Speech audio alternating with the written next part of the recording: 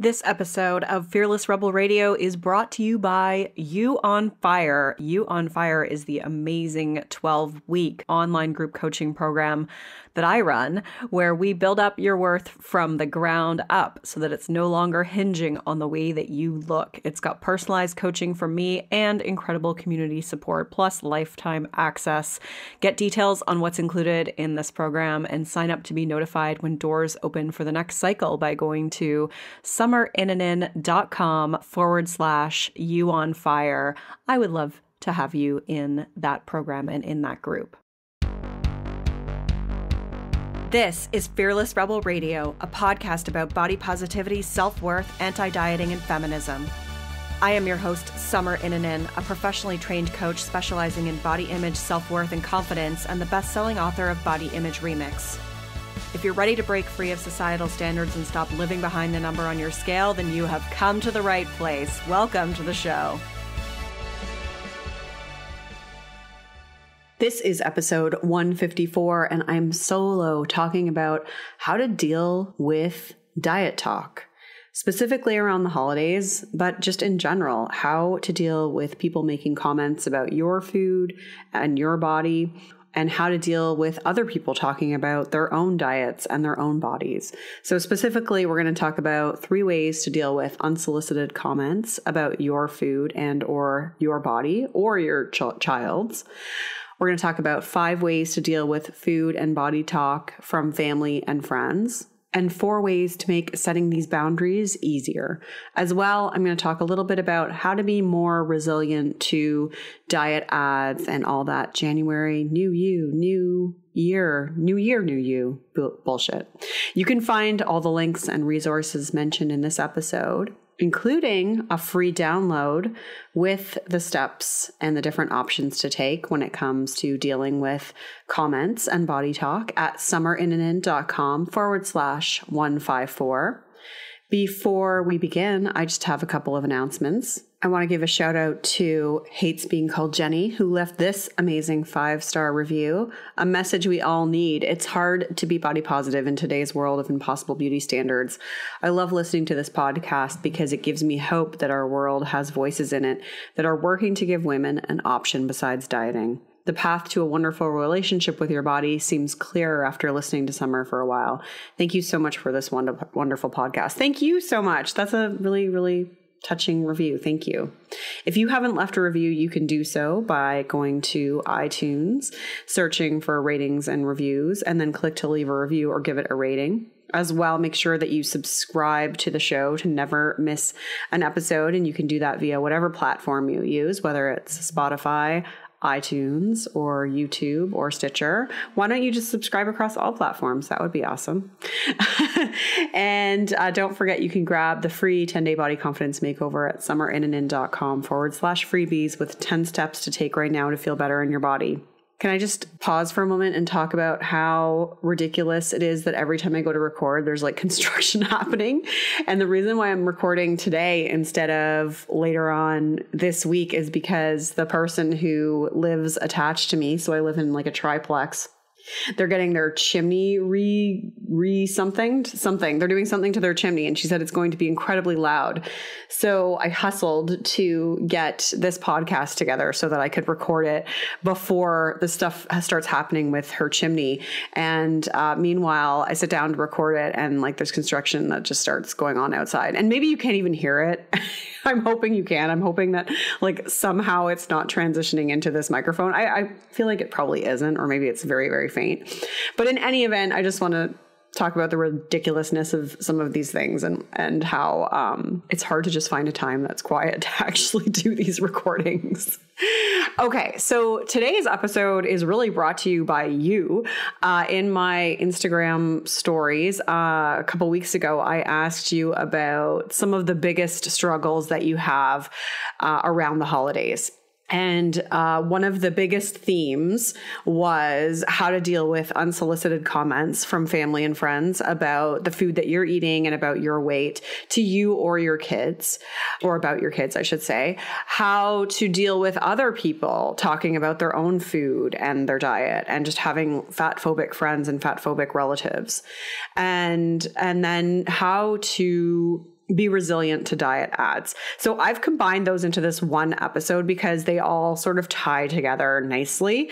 And then all the other things I got were all about overeating and social events and weight gain around the holidays. So that's going to be in a separate episode, which I'm hoping will come out next week, assuming that I can have peace and quiet to record it. So if you responded to me with one of those, like how can you overcome the guilt around overeating or just overeating in general? And I use overeating in quotation marks, and I'll talk about why in the next episode. Weight gain around the holidays, all that stuff, that's going to be in the next episode. So thank you, because it was just great to see that so many of you were concerned about the same things. So know that you're not alone, and know that I'm going to have some good answers for you about those things next time. But today we're going to be talking about how to deal with the holiday diet talk, setting boundaries and things like that.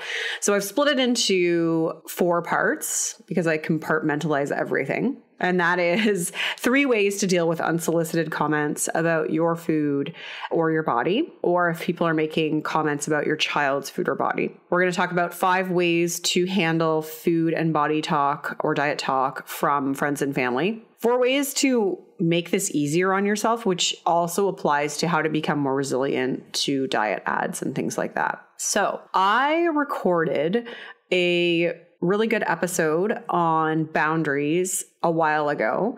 It is episode 124. I will link it in the show notes. And it talks a little bit more about setting boundaries, why they're important, why they're difficult, and things like that. So I'm not going to go into that because I've talked about it before, but just know that speaking up and advocating for yourself and setting boundaries is supposed to be uncomfortable, but it's necessary. And it's necessary for your mental health and your sense of self-worth. There was this really brilliant meme that I saw that Nelgana Positivity Pride reposted from the Mind Geek. And it was about boundaries. And it was like essentially just splitting it into, what we're choosing when we set a boundary versus what we are overcoming. And so let me summarize it, but I'll link to it in the show notes because it's just better to see. But, when we're setting boundaries, it's important to remember that we're choosing temporary discomfort, self-respect, protecting our finite energy and authentic connection over growing resentment, self-sabotage, compassion, fatigue, and burnout, and staying hidden. And so this really just puts into perspective that even though it's uncomfortable, we're choosing these things over the larger discomfort of self-sabotage, resentment, staying hidden, compassion, fatigue, and burnout. And I loved the way that was put together because it just spoke to the fact that setting boundaries is difficult. And so why am I even talking about setting boundaries? Well, because when it comes to unsolicited comments from family and friends about the food that you're eating or your body, it requires you to set boundaries. And so I'm going to go through 3 ways to handle it, 3 options, and it's kind of in order of like the least direct to the most direct, and it's going to depend on the situation. But before I say anything else, know that whatever anyone says is not about you. So whatever they're saying or doing is not about you. It's about them and only them. When someone makes a judgmental comment or a gesture, it only gives you information about that person and says nothing about you. So you can tattoo that on your arm if you need to. And so even in the moment, you can ask yourself, what might this say about them? That they're an asshole? That they have their own fat phobic bullshit to deal with? That their life is obviously not in a good place if they feel the need to comment on my body? Things like that. And maybe it's not that they're an asshole, but it's just that they are so immersed in diet culture themselves. And that's not giving them a free pass. It still requires you to set a boundary, but it's just a way for you to say, okay, this is not about me. This is really about them. So I'm going to go into the 3 ways that you can deal with unsolicited comments from family and friends. And so much of this depends on the situation and how much energy you have to expend on this. I highly encourage my clients to speak up and set boundaries and protect their mental health, but I would never push anyone to do this if they felt unsafe or if it puts them in a position to experience a lot of confrontation or a lot of shame. That's not, the option there would be to leave the situation. Boundaries are about protecting your mental health, and they should feel uncomfortable. If they don't, that's awesome that you can do that. Most people feel uncomfortable, but we don't want to put you in a situation where you feel unsafe. So the first option is, I mean, aside from just leaving, like just getting the hell out of there, I didn't put that as an option, but I suppose it should be. So like sub option is just get out of there. But option number one, make your answer short and sweet. So let's say, like creepy Uncle Jim makes a comment like, are you really going to eat all those mashed potatoes? A simple, yes, I am, works great. Just, yeah, I am. Get out of here, yes, I am. And then you can always change the subject. You can always leave the room. And again, this is just about like, you don't want to, if this is in a situation where maybe you don't feel totally safe, like standing up for yourself or saying, please don't comment on my food and body, which is also like a very good short and sweet answer, but just like owning it. Yeah, it's none of my business. Please don't comment on my food. So some really short answers to these things would be like, yes, I am, or that's none of your business, or please don't comment on my food. Please don't comment on my body. You're goddamn right, I'm going to eat those. You are goddamn right, I'm going to eat those potatoes. You can own that you're just going to eat like a grown-ass adult. But the point being is try to just keep it really short and sweet. You don't owe an explanation to anyone. You don't need to justify your choices to anyone. And you can change the subject or leave the room for a bathroom break. You don't even have to answer them. You can ignore them. So if they make a comment about like, are you going to eat that? You can just look at somebody else across the table and say, oh, hey, did you watch last week's episode of the 90210 reboot, or whatever you're into. You could even kind of think of like, what are some subject matter things that I could bring up if the conversations start to go towards dieting? And that's kind of in the second part of this episode in terms of like how to deal with other people's diet talk. But as it relates to you, if you are not in a position where you feel like you can comfortably defend yourself, or you want to answer, or you just want to ignore, then just change the subject or leave the room for a bathroom break. Just get up and leave.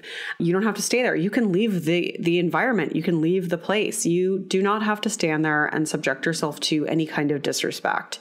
And I think that that's really important, even if it's from your parents. Like, we don't have to be good girls and sit there and take it. If someone's disrespecting you, get out of there.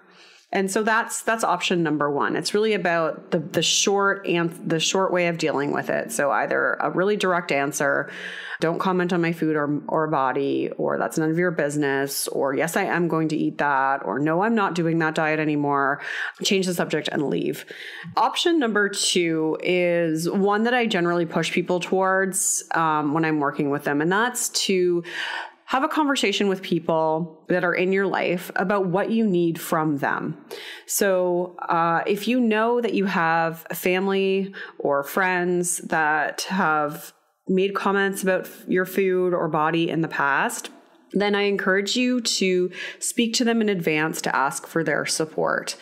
And I believe Linda Bacon has some scripts on the resources page of their website. And on there you can see there's like scripts to use at the doctor. And I believe there's one that you can use with people in your life as well. But something like, I know you love me for who I am, and I'd really love your support on something. It would mean the world to me if we didn't talk about weight or food or dieting anymore. I know we used to talk about this stuff all the time, but I realize now that it only ever made me feel worse. I'd love your support on this. Is that something that you think you could do? So this is helpful if you don't want them to talk about their dieting as well or their weight. And it's also about you and not wanting them to talk to you about your health or dieting or weight. And again, like, you don't really have to go down and justify why. Like, you absolutely can if you want to. You can tell people that, you're focusing on your well-being now and you're not focusing on your weight. You've done a lot of work to heal your relationship with food, that you've learned a lot about something called intuitive eating and it's making you feel better, or that you've learned about health at every size and you'd like their support. And if they want to learn more, you can give them some resources, but you don't have to. You don't owe them that explanation. You're simply asking for their buy-in on something to protect your mental health. And hopefully they will oblige. And this may require you to enforce this boundary over and over until they really understand, like, no, that type of comment is what I'm talking about. That's what I really don't want you to say anymore or talk about anymore. And again, you don't have to convince people as to why you're doing what you're doing. You can always just say to them, if you're curious to learn more, I'd be happy to share it with you. And then you can share with them a podcast episode or a book or something like that. And sometimes, well-meaning family will say something like, well, I'm just concerned for your health. And if that's the case, then again, tell them that the best way to support your well-being is to not make comments on your body or food, and tell them again that you've done a lot of work around this and that you're focusing on your well-being without it being about your weight. So that's what I encourage people to do, whether it's in person or via email or over the phone before. So maybe not like during Thanksgiving dinner, although like if that's what you want to do, kudos to you. But I would have people do this before, often just emailing it to people. And sometimes you get really supportive responses and sometimes you don't hear anything. And I think that that's a little, feels a little bit hurtful or vulnerable, but you've done a good thing in that you have set a boundary. You have said like, this is really important to me and I want your support on this. And I think that we have to remember that other people have their own history and stories with food and dieting and their bodies. And sometimes they make it about themselves. And so we have to just acknowledge that, again, you're not responsible for their reaction. You are just responsible for setting the boundary and for you, and to go into it with no expectation, just that you hope that you get their buy-in on it. Okay. Option number 3, and this is to be really clear about how they're making you feel. So this is a situation where maybe you have a parent that is making you feel ashamed and hurting you. You've set the boundary and they're not listening to you. They're not following through on it. And so that's where you can be really direct with them. Tell them, you're making me feel ashamed. You're hurting me. You're disrespecting me and our relationship. You deserve the utmost love and respect from others. And sometimes that means really asking people what you need from them. And sometimes it means making really hard decisions about reducing the amount of time you spend with them, or cutting them out of your life, or going to counseling to work through those things. And so sometimes you can write it down, like write it in a letter to share your feelings if that feels easier. You don't have to have that conversation on the spot. It just really depends on the situation. But by labeling the feeling, telling them how they're hurting you, you are just taking it that one step further to really ask for their buy-in, which I really hope you don't have to do that, but oftentimes it does go to this, to assert your boundary. And so the same thing applies to kids. So a couple of people asked me, what do I do when people make comments about my child's body or food? The same thing applies. And I would hope that it's actually easier to set the boundary around your kids, because you just have that sort of internal, I will kill anyone that comes near my child or hurts them. So if you have, if grandma and grandpa make comments about your child's body or food, you want to put a pin in that immediately. I don't care if it's supposed to be cute, or if we don't want to hurt grandma's feelings because she's starting to become senile. I don't care. Your child's well-being is more important than all of that. So these same boundaries and these same steps apply, and you have to be the advocate for your child in this situation. I mean, obviously, if they're a teenager, you can talk about it with them. But if it's a little kid, these things start to get into their brains and their minds. So if grandma's oh, look at you eating all your food, cleaning your plate. That's, you're obviously not going to tell grandma to fuck off, because that's kind of mean. But you can just say, Mom, we don't want to talk about food, or how much he, she, or they has eaten. Let's just talk about something different. And then maybe you can talk to your mom after and just say hey, Mom, I really overcame all this stuff with food. I'm really trying to make sure that my child has a good relationship with food. I'd really appreciate it if you didn't make these comments. I know that's a conversation I'm going to have. I really do. I know, which is totally fine. And it's probably one I'm going to have to beat like a dead horse, unfortunately, because my mom's really into applauding people who eat lots of food. That's just the environment that I grew up in. So, and I don't want anyone talking about food or their bodies in front of my child. So those are the 3 main things that you can do. Okay, let's move to the second part, which is 5 ways to deal with body and diet talk from family and friends. So this is actually, part of this is referenced from a very old blog post that I wrote that I'll link in the show notes, called 6 Ways to Deal with Holiday Diet Talk. And again, the option that you choose here is going to be dependent on the situation you're in, the energy that you have that you want to put into it. And so this applies to fat phobic relatives. This applies to coworkers. It applies to friends. It applies to going into like any kind of social situation where people are talking about dieting. You can use any number of these. So the first one is to ignore it, which maybe you're like, really? Just ignore it? But sometimes ignoring it is the best option. Like maybe it's a situation where you don't feel comfortable speaking up, or someone just said something in passing, or you're in like a group environment where someone is saying something. Like let's say you're in like a group fitness class and the instructor says something, which I know comes up all the time. You can picture it as just static coming out of their mouths. You can use this as a moment to take a deep breath and focus on relaxing your shoulders, like go inward. You can think about things that you're grateful for, or take in the details of your surroundings. You can sing a song in your head or put on earphones, which is great if you're in an office setting. So really just trying to ignore it, like just see it as just, vomit coming out of their mouth essentially, and focus on something about you, like something that you want to pay attention to in your own life and situation. And really, like I tell clients this all the time, focus on why you're glad you're not doing that anymore. What are you gaining by not dieting? Anytime I hear people talking about like, any of that kind of typical diet talk, like, oh, I need to burn this off, or like, oh, I shouldn't have eaten that. Like I just think about like, wow, I'm just so glad I'm not like that anymore. Like, it's just so nice not to have those thoughts running through my head. It's so nice to be able to talk about other things other than that. Or it's just so nice to have like time where we can just be quiet and not talk at all, because we don't have to talk about food to fill the air and space.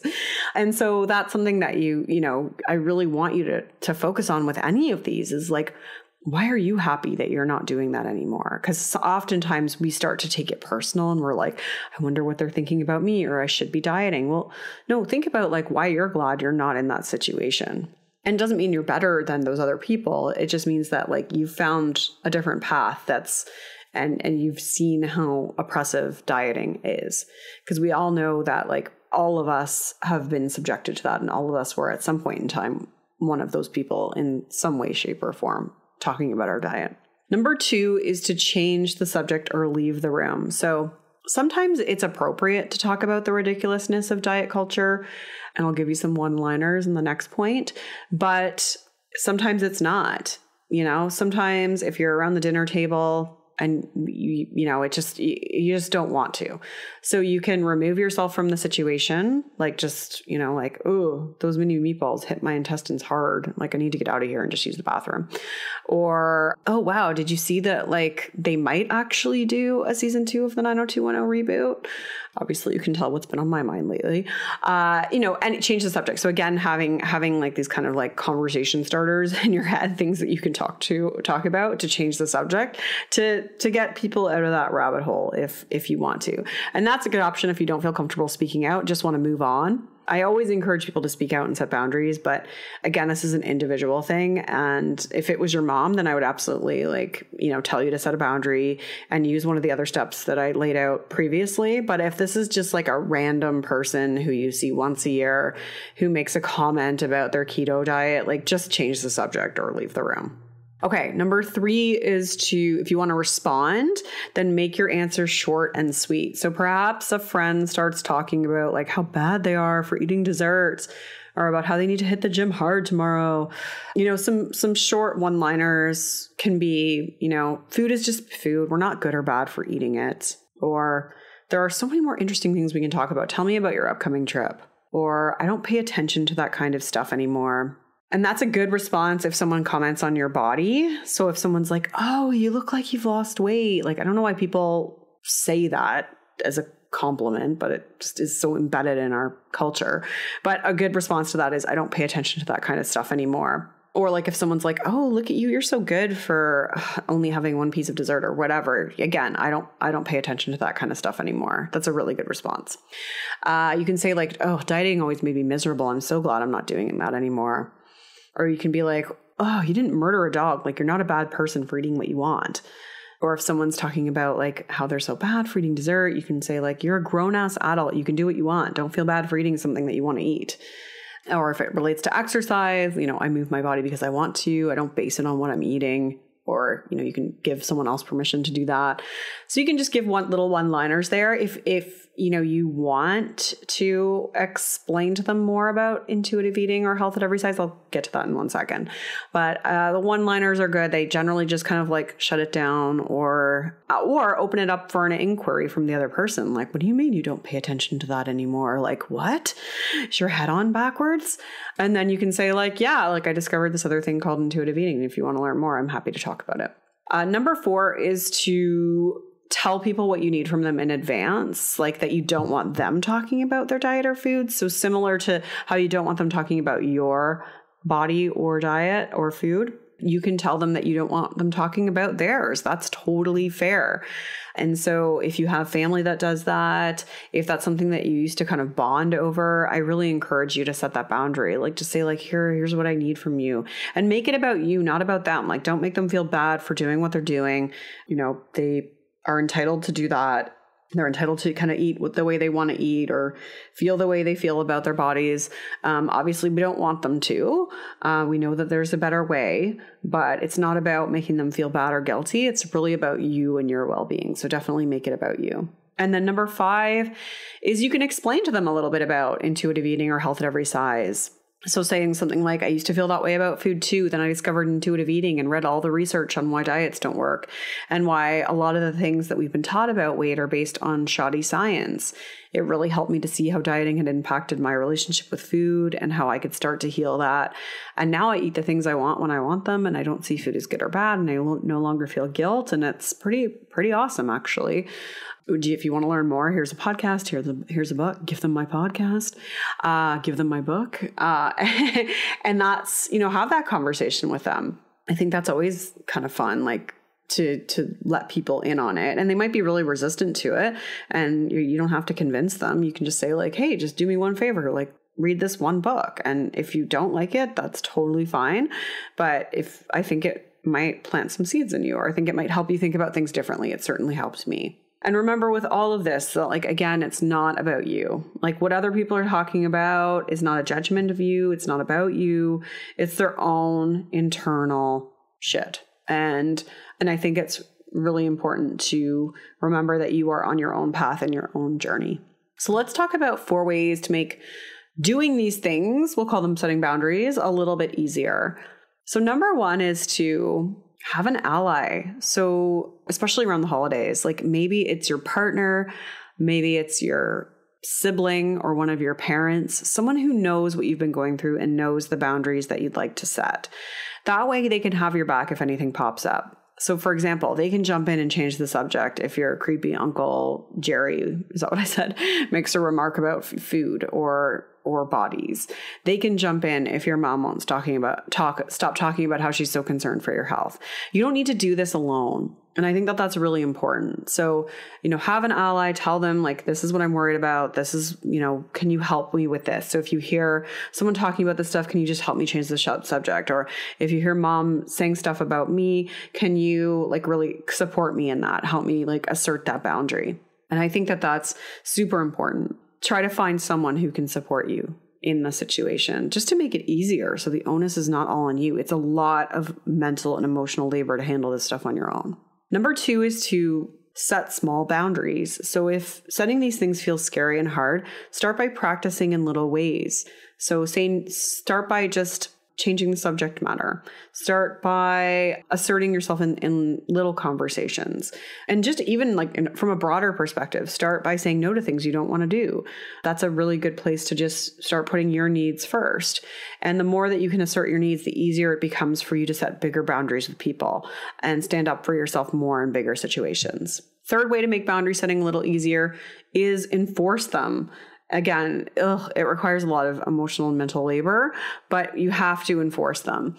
If the person starts crossing the line and you don't speak up or reinforce the boundary, then it has not been effective. You have to enforce it to maintain it and to make it easier for you to say, nope, I do not tolerate that. Okay, lastly, and this has sub-points to it, but have a support kit. So this is something that I have clients do. Have kind of like an emotional support kit. So number 1, like and this is related to if you've been around a lot of diet talk and you know it gets to you, or you've been in a situation where someone's made a comment about your food or your body, have a support kit. So I kind of have like 4 pieces to this. The first one is have someone that you can share your feelings with. Who can you speak to about your feelings? You can have the best body image in the world, but that doesn't protect you from feeling like a sack of shit if someone has criticized you. So if you are hurting, you have to reach out for support. You have to speak your feelings. Leaving that shame inside only breeds more anger and shame, which can result in just you being really harsh on yourself. So let it out. Shame has to be spoken. What does Brene Brown say? Like shame cannot live. Shame cannot survive being shared or something like that. Anyways, let it out. Talk to somebody about your feelings. Have someone that you can speak to about that.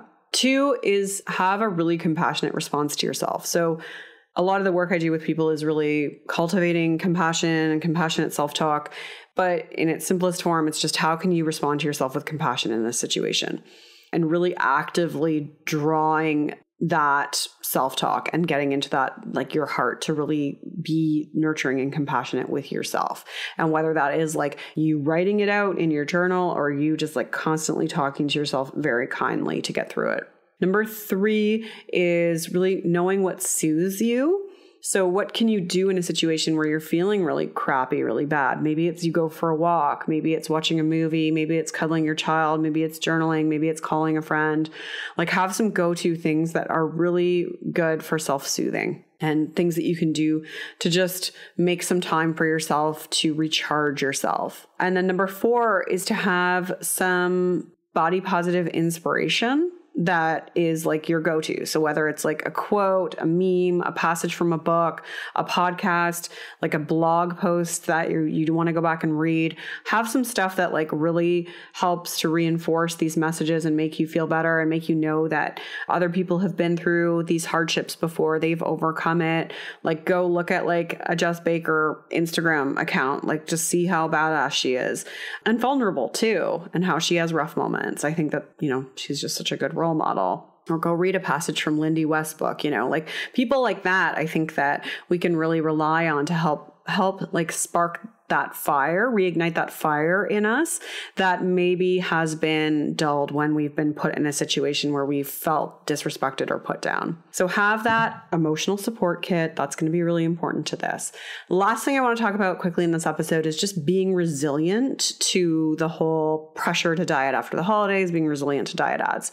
So I think that whole thing that I just went through, that emotional support kit, is actually pretty applicable here. So in terms of, sharing your feelings, that if you're worried or if you're like feeling pressure to diet, like what are you actually feeling inside? Like you might be feeling shame about your body. So talking about some of those things, having someone who can support you there, being really compassionate with yourself, really focusing on things that recharge you and make you feel good, and having that body positive inspiration. That's super applicable to this. That should actually just be the answer to this. But another thing I want to add to this is that just know that like that diet stuff is going to be everywhere. So try to shelter yourself as much as possible. I don't mean like lock yourself in your room and become a shut-in, but I mean, delete report the diet ads on your Facebook feed. Make sure that you're hiding stuff, like hide your updates from friends who are doing like their whatever diet for January. Really immerse yourself in books and podcasts that are anti-diet. There's so many books now, like so many books, which is fantastic. Tons of podcasts. Like you could spend 24 hours a day immersed in this. And that's really going to be like the thing that makes you the most resilient, because you got to counter those messages. You got to counter them. And do not even think about dieting after the holidays, because all that's going to do is trigger the restriction mindset, which I'll talk about in the next episode. So create your own little bubble. Put that together, that emotional support kit. That's going to help you be more resilient. And just doing all this kind of like body acceptance work, anti-diet work is really important to helping you become more resilient. So thank you so much for all these great questions, and hopefully you found some of these tips useful. You can get the free download, How to Handle Diet and Body Talk, by going to the show notes for this episode, summerinandin.com/154. And that's just a free download that outlines those steps that I talked about in this episode. thank you so much for listening. And I'll be back with the second part that talks about what to do with food guilt and all that other stuff next time. Okay, rock on. I'm Summer Inanen, and I want to thank you for listening today. You can follow me on Instagram, Facebook, and Twitter at Summer Inanen. If you haven't yet, go to Apple Podcasts and subscribe, rate, and review this show. I would be so grateful. Until next time, rock on.